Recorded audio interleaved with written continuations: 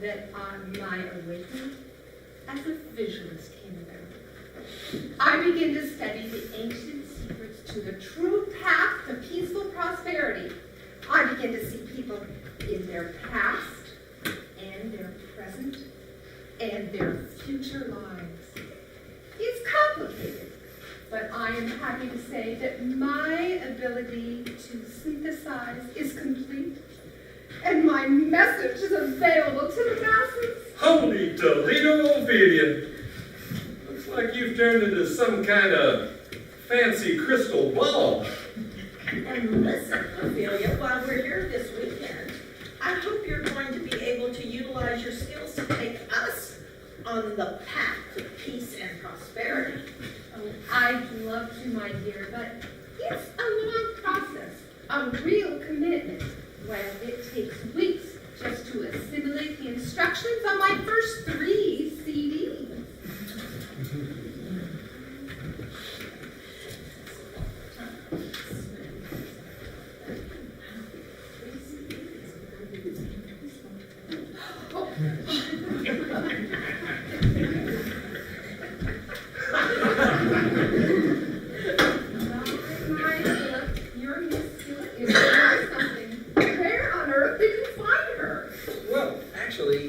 She was born right here. Right here? In this house? Yes, as a matter of fact. You see, her parents once owned this house, but unfortunately, her father drank away their fortune, and then he lost his house in a card game to my father. After that, her dad blew his brains out, and her mother was reduced to being a housekeeper for my parents. And I must say that unlike her mother, she never really took to it. But you could say Miss Skillet has been here all her life, but she doesn't actually live here. I just keep this place for my laboratory and open it up on special occasions like this one. No one lives here full time, unless, of course, you count spy minutes. But anyway, Miss Skillet has a comfortable little room in the mainland house, and she's fine. My, that is quite a story, but don't you think she might harbor a tiny grudge or two? You don't know how she feels about you and your family. Good point, Ophelia. And tell me something else. Why does she have a southern accent? Well, I put that down to too much bad television in her formative years. You know, things like Hee-Haw, The Dukes of Hazzard, Dolly Parton. But I must say, she took to all that like a Tar Heel to a trailer park. But anyway, I assure you, my dear, she is she's doing fine. I treat her very well. She's happy with her life. She's not terribly bright, you know. She never got past the 6th grade. But I do her. Why, I even allow her to eat what's left after my dinner every night if she wants. Well, that sounds like a surefire recipe to keep from getting food poisoning, if I ever heard of one. Oh, still that hot little conspiracy theorist, aren't you, my dear? Well, I do love a good conspiracy now and then. Oh, you too. But really, Philip, does she have any other family? Yes, she does have what I suppose could be considered a beau. They go out for fish and chips and a pint every Sunday night, going on 10 years now. Name's Little Tommy Potts. You'll meet him when he brings the boat over on Tuesday.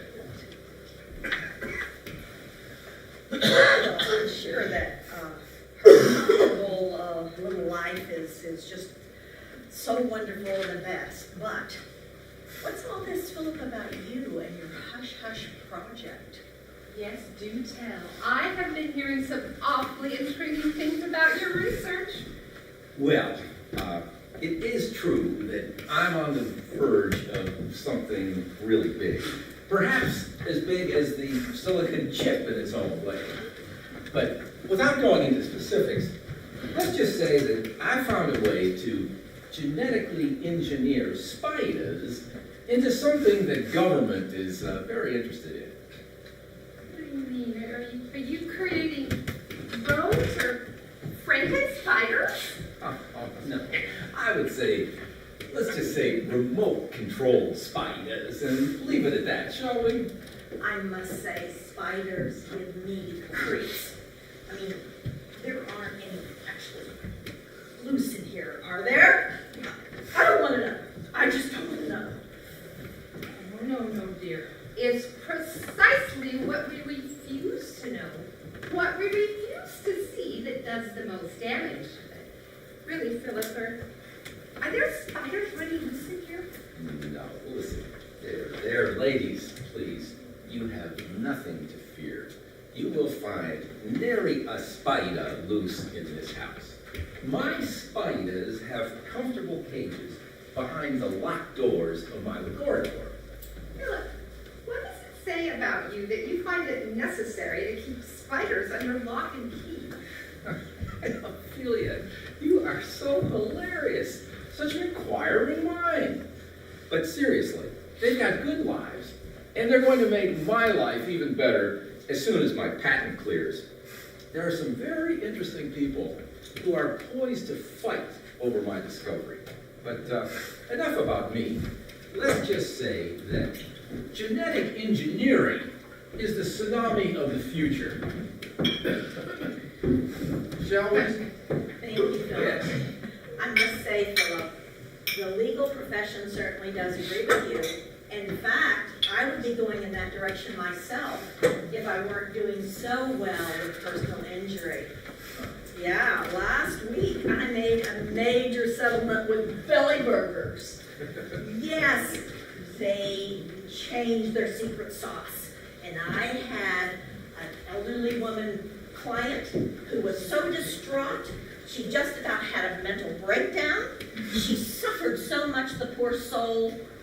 And sure enough, just to cut costs, the company had changed their secret recipe, yet they were advertising it as the original. A clear case of false representation. They'll pay the damages, though. I bet that must have brought in a pretty penny. Well, I take about 50% for my fee, but I work hard for the money.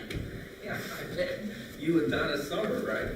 But tell me, I bet your thesis that you did years ago on the Spanish Inquisition comes in handy from time to time. In more ways than you can imagine, Philip dear. Really, Sue, what does it say about you when we solve situations through torture and intimidation? Here it looks like Flora and Roland about to come to blows.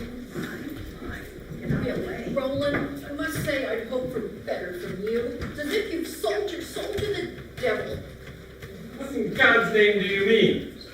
Sold my soul to the devil. What do you mean? It's Flora, damn it. And what I mean is 25 million miles a year.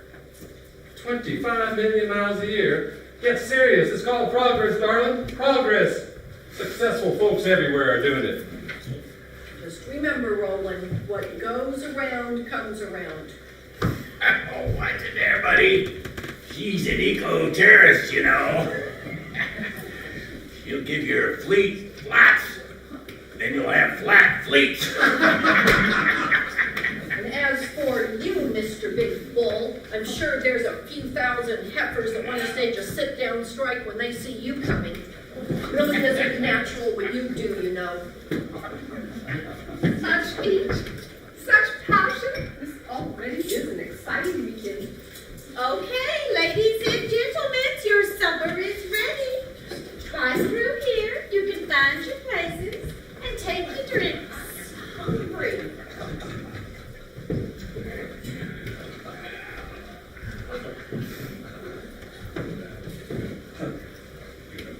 Rustle, rustle, and shove it.